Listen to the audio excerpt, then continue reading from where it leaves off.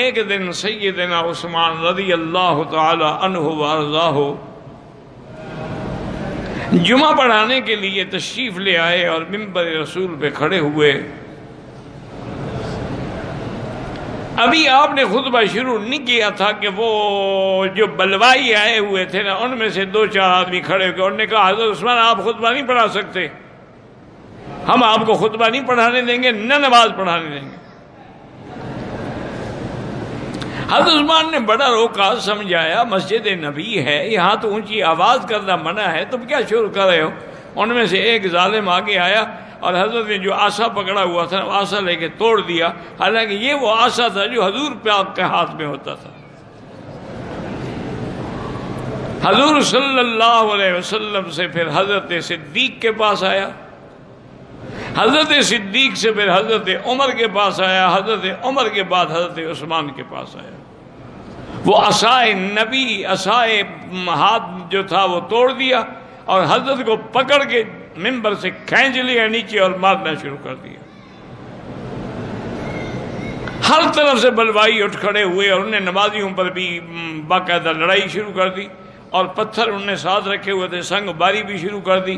حضرت عثمان بے ہوش ہو گئے، انہوں نے سمجھا کہ فوت ہو گئے ہیں، تو کچھ مخلصین ان کو اٹھا کے ان کے گھر لے گئے. لیکن ان ظالموں نے سیدنا عثمان رضی اللہ عنہ کی حویلی کا محاصرہ کر لیا. اب 900 آدمی مسلح کھڑا ہوا ہے. اچھا خدا کی قدرت ہے کہ حج کا موسم ہے، اکثر صحابہ حج پہ چلے گئے ہیں.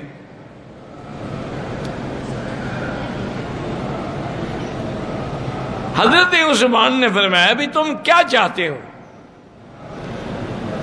انہوں نے کہا جی ہم یہ چاہتے ہیں کہ آپ خلافت چھوڑ دیں، آپ خلافت کے حقدار نہیں ہیں.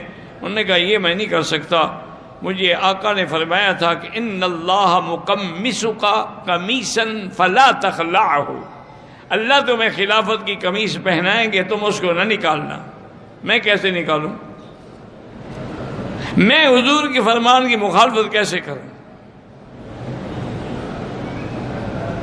کچھ دنوں کے بعد کچھ صحابہ نے، جن میں حضرت علی بھی شامل ہیں، حضرت حسن بھی شامل ہیں، انہوں نے حضرت عثمان سے ملاقات کی بڑے خفیہ طریقے سے، چونکہ باہر تو دشمن کھڑے ہوئے ہیں نا. انہوں نے کہا کہ حضرت عثمان یہ 800-900 آدمی ہیں بلوائی جو آئے ہیں حملہ کرنے والے، تمہارے پاس تو خلافت ہے، طاقت ہے، حکومت ہے، فوج ہے، اب حکم تو دیں. آپ بحیثیت خلیفے کے حکم دیں گے ان غداروں کو اور باغیوں کو قتل کر دیا جائے، ان کی تو بوٹی بھی نہیں ملے گی مدینے میں. حضرت عثمان نے فرمایا کہ میرے آقا نے فرمایا تھا انک ستبتلا، ایک وقت آئے گا تم پر ایک امتحان آئے گا، فلا تقاتلن، میرے مدینے میں قتال نہ کرنا. تو میں کیسے قتال کا حکم دوں؟ میں تو مجبور ہوں، میں تو نہیں دے سکتا. صحابہ مایوس ہو کے واپس آ گئے اور پھر صحابہ نے اپنے جوانوں کو حکم دیا، جن میں عبداللہ ابن عمر بھی ہیں، عبد الرحمن ابن عوف بھی ہیں، حضرت حسن بھی ہیں، حضرت حسین بھی ہیں، حضرت طلحہ بھی ہیں، نوجوان سارے کے بھی، تم حضرت عثمان کے گھر کا پہرا دو.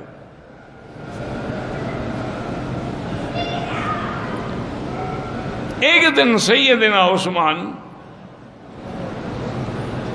رضی اللہ تعالی عنہ اپنے گھر کی دیوار سے باہر کھڑے ہوئے اور باغیوں سے کہا ابھی اور قریب آ جاؤ، میری بات سنو. وہ اور قریب آ گئے. انہوں نے کہا حضرت عثمان نے کہ انشدکم باللہ، میں تم سب کو اللہ کی قسم دیتا ہوں، مسلمانوں کو جب پانی نہیں ملتا تھا تو بئر روما کس نے خریدا تھا اور کس نے وقف کیا تھا؟ انہوں نے کہا واللہ انت، تم نے کیا تھا. انہوں نے کہا کہ اچھا غزوہ تبوک کے موقع پر 900 اونٹ اور 100 گھوڑے اور 5 کلو سونا کس نے دیا تھا؟ انہوں نے کہا واللہ انت، تم نے دیا تھا. انہوں نے کہا مسجد نبوی کے لیے جب زمین تنگ ہوئی تو وہ زمین خرید کر کے مسجد کو کس نے دی؟ انہوں نے کہا واللہ انت، وہ بھی تم نے دی تھی۔ حضرت عثمان رضی اللہ تعالی نے فرمایا کہ جب تم یہ گواہی دیتے ہو، اور قرآن کو جمع کس نے کیا ہے؟ ایک قرات پہ، چونکہ 7 قراتوں کی وجہ سے اختلاف ہو رہا تھا، حضرت حذیفہ کے بعد میں نے کمیٹی بنائی اور ایک قرات پہ قرآن کو جمع کر دیا جو مصحف عثمانی کہلاتا ہے۔ یہ میں نے کیا؟ انہوں نے کہا ہاں واللہ انت، آپ جامع القرآن ہیں۔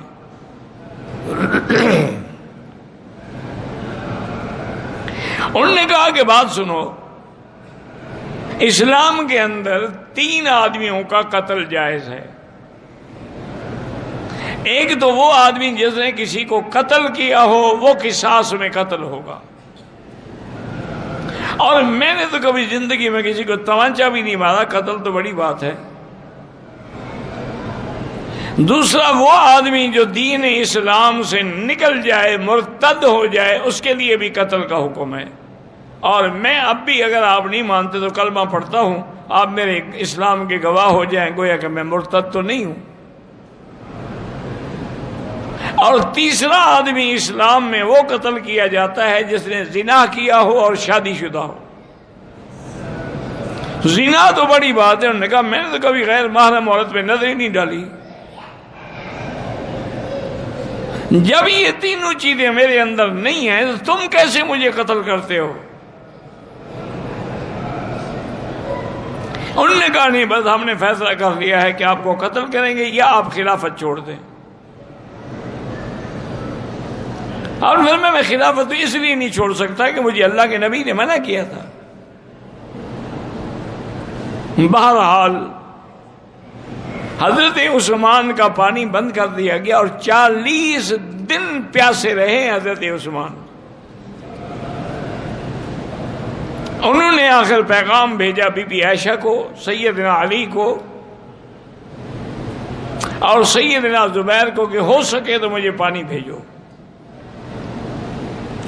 حضرت علی رضی اللہ تعالیٰ عنہ خود مشکیدہ پانی کا بھر کے لائے، لیکن ظالموں نے تیر مارا، مشکیدہ پھٹ گیا اور پانی ختم ہو گیا۔ حضرت علی جب قریب گزرے تو انہوں نے اپنی پگڑی مبارک اتار کے حضرت عثمان کے گھر میں پھینکی تاکہ وہ سمجھ لیں کہ میں نے اپنی طرف سے کوشش کی ہے لیکن میں کامیاب نہیں ہوا۔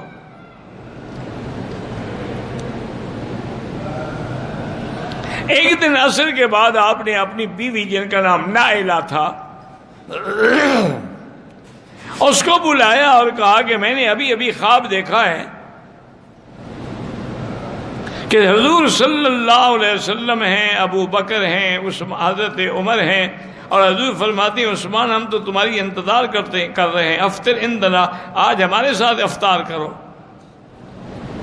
انہوں نے کہا اشارہ ہو گیا کہ میری شہادت کا وقت قریب آ گیا۔ تو پہلی دفعہ حضرت عثمان نے فرمایا کہ پاجامہ لے آؤ، میں پاجامہ پہن لوں، ہو سکتا ہے کہ بلوائی حملہ کریں، خدا نہ کرے میرا سطر نہ کھل جائے۔ اور 40 دن تک بغیر پانی، بغیر کسی چیز کے صرف قرآن شریف کی تلاوت کرتے تھے اور حضور کو سکون ملتا تھا۔ حضرت عثمان رضی اللہ تعالیٰ عنہ نے قرآن کھولا اور اسی آیت پہ تھے آپ فَسَيَكْفِيكَهُمُ اللَّهُ وَهُوَ السَّمِيعُ الْعَلِيمُ کہ ایک بلوائی دیوار گھر کی دیوار سے پیچھے سے کود کے اندر آیا اور لوہے کی لٹ آپ کے سر مبارک پہ ماری، خون بل بل بہنے لگا۔ بی بی نائلہ نے روکنے کی کوشش کی، انہوں نے ان کو بھی مارا، ان کی انگلیاں کٹ گئیں۔ ایک ظالم آ کے آپ کے سینے پہ چڑھ گیا، آپ کی داڑھی کو پکڑا اور سینے پہ کودتا رہا، آپ کی پسلیاں ٹوٹ گئیں۔ ایک ظالم بلوائی نے آپ کو تھپڑ مارا۔ اس طرح ہوتے ہوتے حضرت عثمان رضی اللہ تعالی عنہ شہید ہوئے اور کسی کو پتہ نہیں ہے باہر والوں کو، چونکہ باہر تو انہوں نے حصار کیا ہوا ہے۔ شہادت کے بعد بھی 2 دن آپ کی لاش گھر کے اندر بغیر کسی کفن دفن کے رکھی رہی. ایسا ظلم تو کبھی تاریخ میں بھی نہیں ہوا. بڑی مشکلوں سے 2 دن کے بعد صحابہ نے ہمت کی، جرأت کی، اندر داخل ہوئے اور آپ کی لاش مبارک کو چارپائی پہ رکھا، اٹھا کے لے آئے. حضرت جبیر ابن مطعم نے آپ پر جنازہ پڑھا اور جنت البقیع کے بالکل آخری حصے حش الکوکب میں آپ کو دفن کیا گیا. جب جنازہ جا رہا تھا تو آگے لالٹین اٹھا کے بی بی نائلہ جا رہی تھی اور بلوائی جو تھے وہ آپ کے جنازے پر بھی پتھر برسا رہے تھے. حضرت عثمان رضی اللہ تعالیٰ عنہ کو وہیں دفن کیا گیا. صحابہ نے مشورہ کیا کہ قبر پر بھی پہرا لگا دیا جائے، ہو سکتا ہے بلوائی یہ قبر سے بھی نکال لیں، ان سے کیا توقع ہے. اس کے بعد پھر خلافت جو ہے وہ حضرت علی کے ہاتھ میں آئی. تو شہادت عثمان کے بعد جو فتنہ شروع ہوا پھر وہ ختم نہیں ہوا قیامت تک. یہ بھی اسی عبداللہ بن سبا کی تحریکیں تھیں جس کی وجہ سے جنگ جمل ہوئی، جنگ صفین ہوئی. یہ بھی انہی کی سازشیں تھیں جس میں ہزاروں صحابہ شہید ہوئے. آپ اندازہ کریں کہ کسی کی شہادت کی گواہی میدان کربلا دے گا، عمر کی شہادت کی گواہی محراب نبی دے گا، کسی کی شہادت کی گواہی میدان بدر دے گا. یہ عثمان غنی ہیں جن کی شہادت اللہ کا قرآن دے گا کہ قرآن مقدس جس پہ آپ کا خون گرا ہے آج بھی برٹش یعنی انڈیا میں، انگلینڈ میں برٹش میوزیم میں وہ قرآن رکھا ہوا ہے اور وہ خون بھی عثمان کا ابھی تک موجود ہے.